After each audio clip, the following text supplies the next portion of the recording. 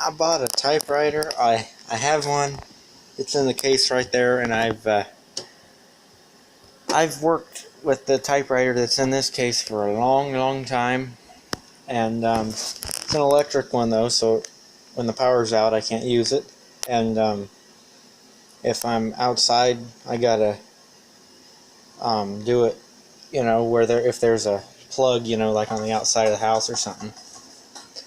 And I've been wanting a manual one for a long time, but I wanted to get one that was different, you know, one that I didn't see all the time.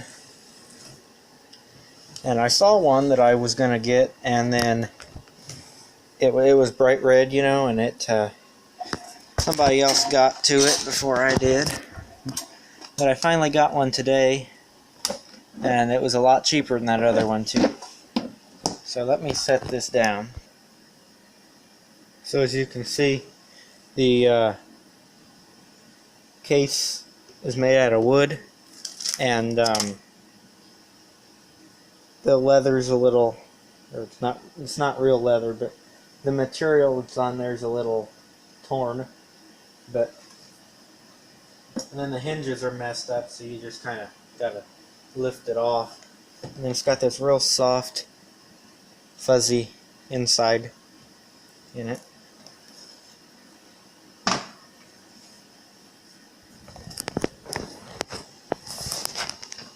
And there's the typewriter.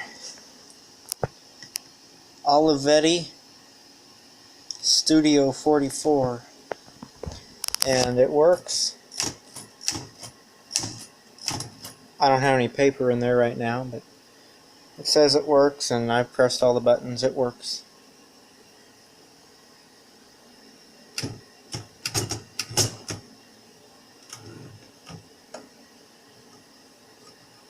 How did I do this earlier? I think I needed 2 hands to take the hood off of it earlier. But before I do that, I'm going to show you. So I bought a working typewriter with the case for, let me find it, typewriter, $9. It was $10 and then there was discount, so it was $9. I bought this for $9. You can't usually find a one that doesn't even work for $9. I saw a rusty one for $10.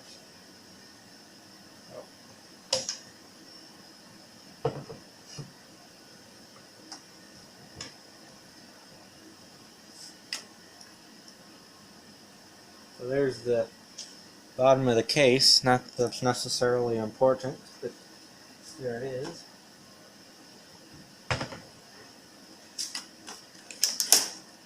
Here's the bottom of the typewriter. It's just got a plastic piece on it. And while I've got this turned around, let me show you. It is made in Italy, as you could probably tell by the name. But made in Italy. So you could probably figure that out by the name, but in case you couldn't. Sorry, I've got the camera set on some stuff because my table's very messy. Not this table, but the table I've got that sitting on is kind of messy. So.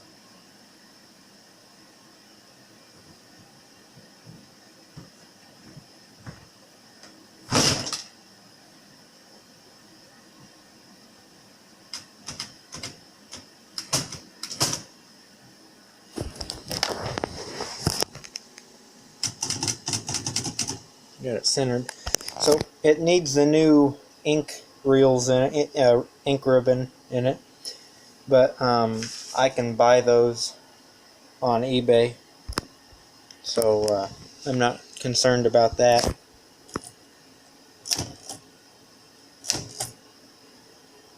And it looks very clean inside.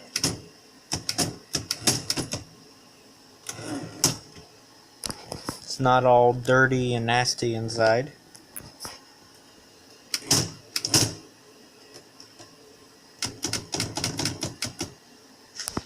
So let me show you what I'm talking about, the ink ribbon.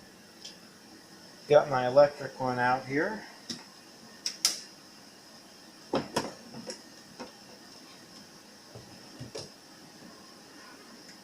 And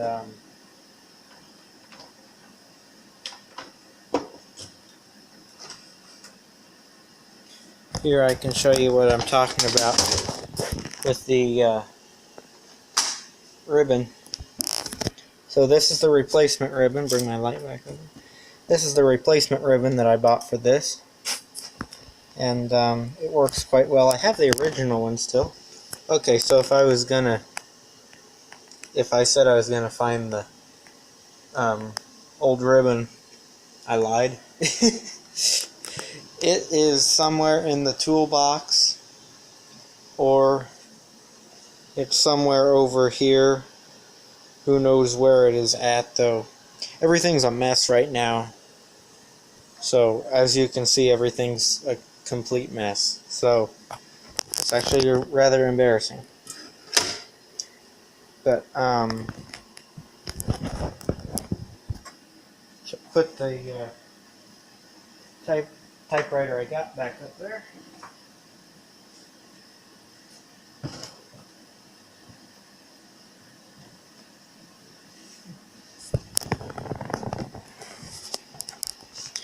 You can see all the buttons are in good shape. None of the letters are rubbed off anywhere. That one's crooked. Okay, well, all of them but that one are in good shape. I can put that one back on though. Okay, I fixed it. It just snaps on there. But the roll looks to be in good shape too. Mine has white out all over it. This one looks like it's got a little bit on it as well, but for the most part it's in good shape. And oh, something that mine doesn't have. It's got these cool things for you know, when you're about done with your paper, you know, or when you've just started it, it's going to be hanging over the back. These make it so that it doesn't flop over the back. My other one doesn't have those, so those are nice. And it's got the same, you know, thing. Most of it is the same as the other one, you know. These are so that you can, you know, how big do you want your margin in your paper. And I can't tell, most of them are like some kind of die-cast type of material. This one feels like it may be some type of hard plastic. I'm not sure, but anyway, it's in very good shape. I don't think it's all that old. I just bought it today, so I haven't really researched it. It could be from the 70s, I don't know. The lid goes on great. And so long as I can find the ribbon for it, I'll be set to go. And like I said, I've got this. Oh yes, I also got a Statler Brothers record. It was $1, I think, something like that. When's the last thing? Oh, $4. Okay. We'll see. I knew it was something like that. It's still got the shrink wrap. It's been opened, you know, but it's still got the shrink wrap with it. I've tried to get that tag off of Phil's face there, but so far I haven't had much luck with that. This is their Today album, which that was their first album with Jimmy. And I think, as I was reading this, I think it said that somewhere.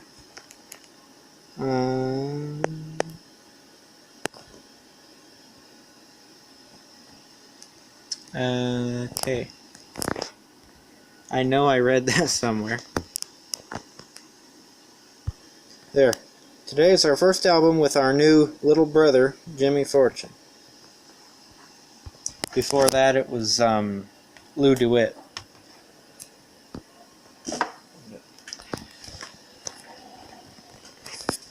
So